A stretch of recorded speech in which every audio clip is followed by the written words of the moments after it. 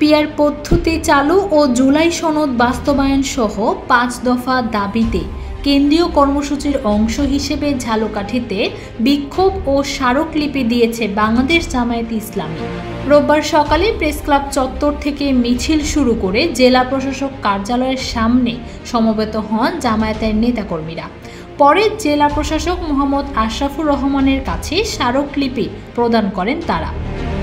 বিক্ষোভ পূর্ব সংক্ষিপ্ত সমাবেশে বক্তারা বলেন, জুলাই বিপ্লবের পরও জুলাই সনদ বাস্তবায়নে আন্দোলনে নামতে হওয়া দুঃখজনক। সরকারকে শান্তিপূর্ণভাবে পিআর পদ্ধতি সহ তাদের ৫ দফা বাস্তবায়নের আহ্বান জানান তারা। এ সময় উপস্থিত ছিলেন জেলা আমির অ্যাডভোকেট হাফিজুর রহমান, সাধারণ সম্পাদক ফরিদুল হক এবং ঝালকাঠি ২ আসনের জামায়াতের প্রার্থী শেখ নেয়ামুল করিম।